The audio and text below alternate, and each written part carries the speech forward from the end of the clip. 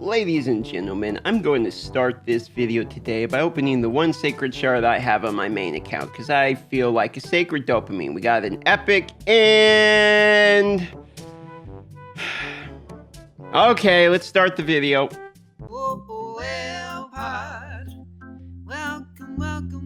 Welcome, don't forget to subscribe.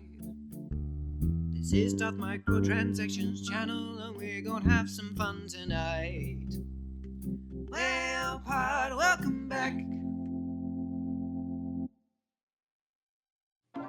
Alright, ladies and gentlemen, today we're going to be having a positive video, which is going to be these 7 changes to Raid Shadow Legends that would make the game significantly better right off the bat with just these changes. Let me know in the comments down below what your number 1 most needed changes in the game so that we can see what's the most common answer. With that being said, if by the end of the video I earn your like and subscription, awesome. Otherwise, don't worry about it. And let's get going with number 7. Well, to be honest, we're going to stay right here because number 7 for me is either a higher tier Minotaur lab, because all the other dungeons we got the higher tiers. We got 15 through 20, and then 20 through 25. Even from Potion Keep went up. But the Minotaur itself has stayed the same. What I'm doing right now is I'm grinding the masteries because I found I have a second Trunda just sitting in the vault I didn't know about. So I'm leveling her up so we can make a double Trunda video. And during the time, it takes so long to get the masteries done. Plus, in the beginning of the game, it is so discouraging for somebody who has their Kel or their starter champion to go get all their masteries done that they get recommended. Most people end up just spending the 800 gems right off the bat to get that done, and most people consider that an actual good purchase. It would be nice if we could get some sim attempt or maybe higher multi-battles that don't count towards the other ones. Like imagine if you had 30 multi-battles every day just for the Minotaur, for example. Any type of improvement to the Minotaur at all would go a really long ways, as this is probably the most unfortunate part of the game and the most feel-bad part of the game because every character has to go through this grind. Number 6 for me is going to be when you go to your daily login rewards, it does not automatically claim them. If you didn't know, when it has the red dot and you open your daily login rewards, it's going to grab whatever it is, regardless of if you click on it or not. For instance, in a few hours when it resets and I open up my daily login, it's automatically going to apply this 100% EXP boost. I think it would be a nice quality of life change to have anything that's in the daily login rewards get sent to your Mel inventory here, just like the appreciation packs and other items do, that when you're overfilled, for instance, they go right to here. If you could get those XP banners here, then you could collect them here, no problem. In the same vein, I'm going to throw it in here as well. If we could get the Advanced Quest EXP banner, for instance, picked up that way, and just go to the mailbox, you can have it for 99 days, and the weekly one as well could go to the mailbox. Then you would actually be able to save those XP banners as well as save the energy that they give you for free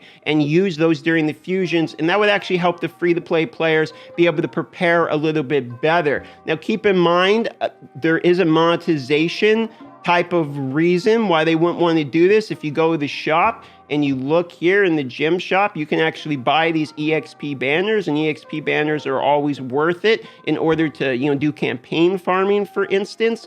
And for that reason, they might want to cut down on how much EXP banners you get for free because there's really not too many of them. You get the daily login rewards and you get the quests, but you do actually get bottlenecked on those EXP banners as free to play. And it really is, it's a demotivational feeling when you run out of an XP banner and you know you're free to play in your 14 days or something from your next free XP banner or the weekly ones, but you only get it for 24 hours. So either more ways to get EXP banners or ways to save the EXP banners into your mailbox so you can use it. Another implementation of this would be that the EXP banner is only used while you're logged in. So they could use that to try to buff the XP boost. So when you're not even in the game, for instance, it's not used, it would still be used during auto clickers. It would still be used if you're AFK in the menu. But if you're not logged in, it's not chewing through your XP boost. We know they already track your playtime because they can see it right here.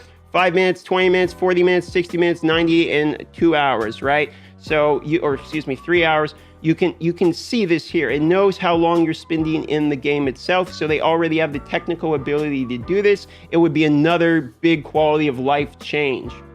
Number 5 for sure is the ability to turn characters into chickens. If you go through and you're like, I don't need these epics anymore, you could turn them directly into 4-star chickens. That way you could burn the character, save that rank up for later. Same thing with rares, turning them to 3-star chickens. They could even just make it 3-star chickens. This way it would counteract the storage problem that a lot of in-game wells or even free-to-play people with 1 and 2 stars have. Imagine if while you were pulling your mystery shards, you pull a mystery shard 10x, right? You get a bunch of 1-star and 2 stars. You're like, okay, now I'm out of room because I'm on my free-to-play account. Let me go to my champion here.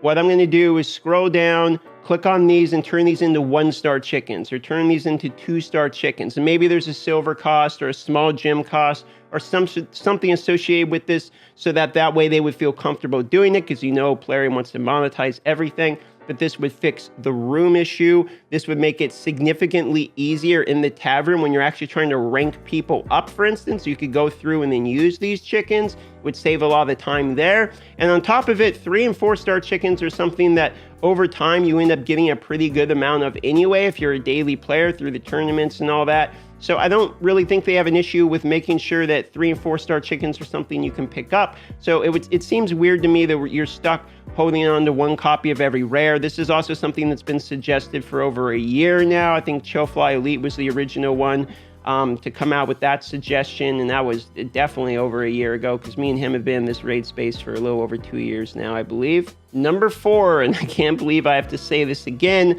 but a duplicate legendary system implemented to the game. And no, the one teased about crunching your same legendaries into each other to get +1, +2, and just make the base stats stronger or make them stronger. No, that isn't what we're asking for. We're asking for a duplicate legendary system that actually gives values back to the players and doesn't just randomly reward people with 10 Sifis. A duplicate legendary system is something that every other developed gacha game in this day and age already has, or has had for a very long time. In fact, gacha games launching this day and age are launching with duplicate systems built into them already on day 1 of launch. I actually haven't seen a gacha game get released of recent memory that has not had at least some type of duplicate legendary system, and a lot of them are just extremely generous. I will say one of the games that's very generous is Guardian Tales, but their duplicate system is an actual limit break system, so it does increase the max level. Like if, for instance, since level 60 is the max, it would take it to 61 or 62, and then caps at like 63, for instance.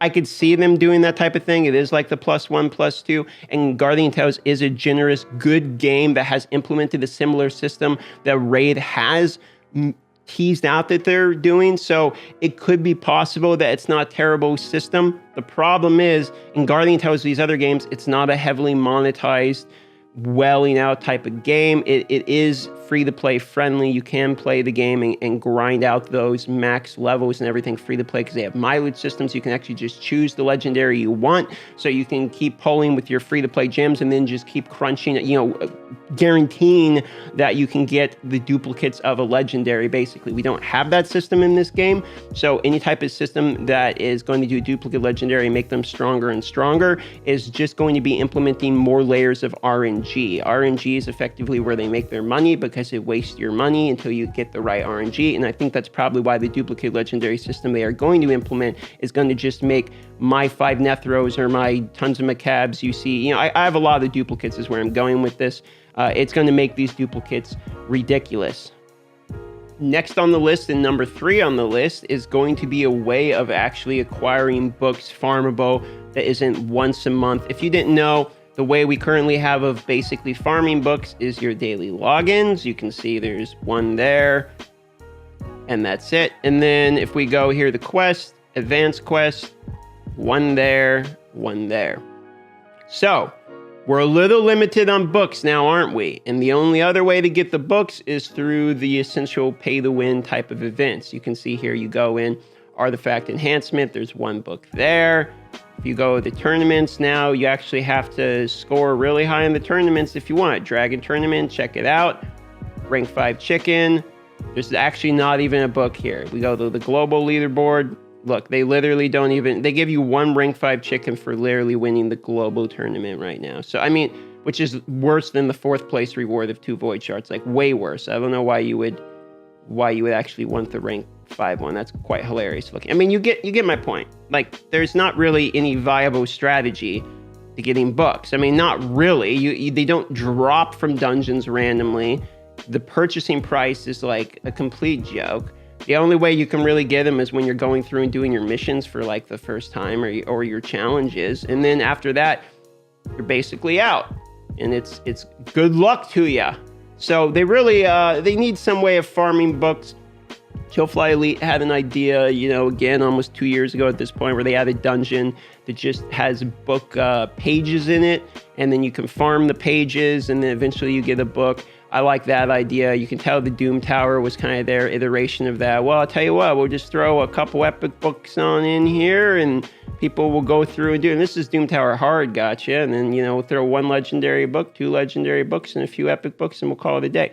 So that's the only way of farming. And to give you an idea, a hard Doom Tower is like actually hard. Like if you can fully farm this, you've got plenty of really good characters maxed out already. So there's not really any viable method at all for people to farm books. I mean, like farm them, or even get their hands on. But I mean, early it's so discouraging because if you pull like a crazy legendary or even a good epic, you're like, awesome!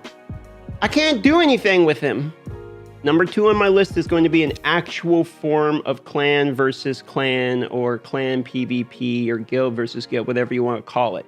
No, I do not consider the clan versus clan that we have an actual clan versus clan. It's not remotely what I would consider clan versus clan. It is effectively more tournaments, more events. It is who is welling out harder, who is spending more energy, who is spending more books, who is spending more gems. That's what the tournaments are. It is not how can we implement the better strategy over the other person? How can we use our roster to defeat their roster? It has nothing to do with that. It has everything to do with how many resources do we have saved, or are we willing to purchase, which has never been the implementation of any clan versus clan, unless we're actually talking about games like, what is that one? Dragon Age or whatever. The stupid games where you actually send like catapults to fight other people and you have to send like $3,000, worth of guys over there to fight. And when your guys die, they actually die. Like there's space games like this too, like RTS games. I think like Lords Mobile is an example. There's a bunch of these stupid ones that I tried out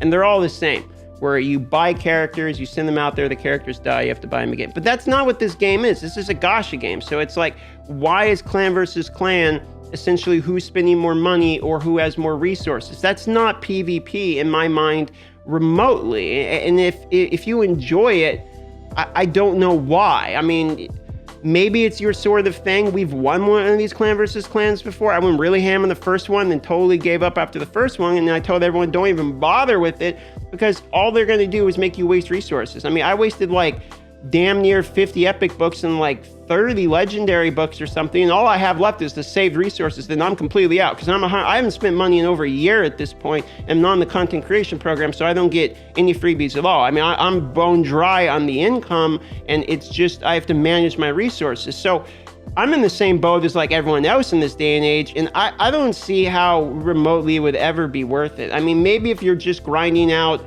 just normal points in like dungeons just to try to get the little bit of freebies you can get. But I'm talking in actual competition. There's not a reason to have 2 people competing head to head because you can go up to millions and millions more points than the top reward.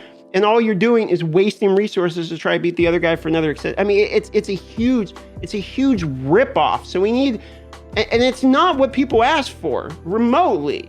So can we get another clan versus clan? Can you redo clan versus clan the same way you had to redo Faction Wars 85 times? That would be great.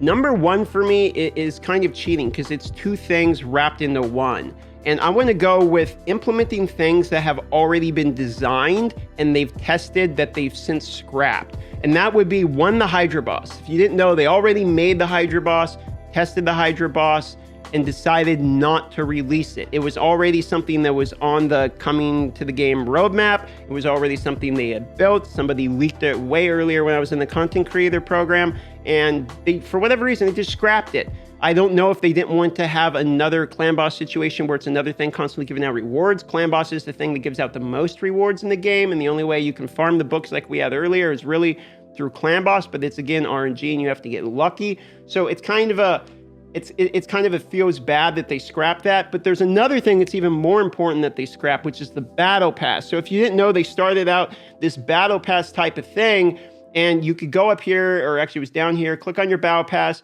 and it would show you like a bar of where you were at. And as you went through the battle pass, it got you these different rewards, and there was a premium and all that, just like every battle pass ever, you know, in every game. Now, games were going crazy with battle passes when this came out, and that battle pass in Jimro was actually pretty good value. So good that they scrapped Battle Pass Season 2, because it was called Battle Pass Season 1. Like, it was gonna be a thing, you know? And what ended up happening was it made people not spend money because they were focused on just doing the battle pass. So they're like, my next reward is this far away. And they would do that instead of welling out and buying every one of these stupid packs.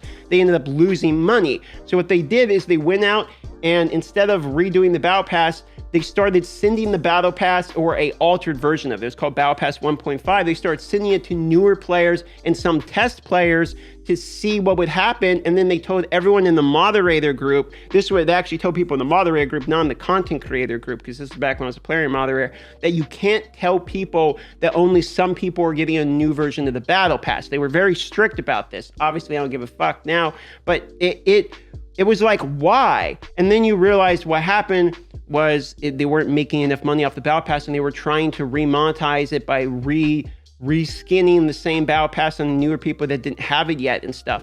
And that just didn't sit well with, one, any of the moderators, two, to be honest, any of the content creators, because once the moderators find out, the content creators always find out, it doesn't matter.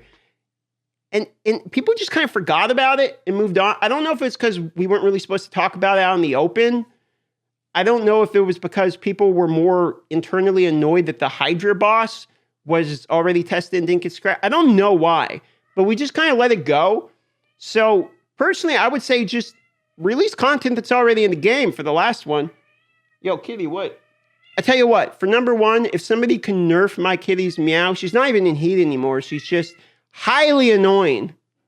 So if you agree with any of these, let me know. What was your favorite one on the list? And don't forget, leave a comment with what you believe we need the biggest change on right now in Raid Shadow Legends. If I earned your subscription during this video, I would really appreciate that. And if I earn your like, I would appreciate that too. Otherwise, don't worry about it. And at the end, I'm going to run some options for you to, watch here.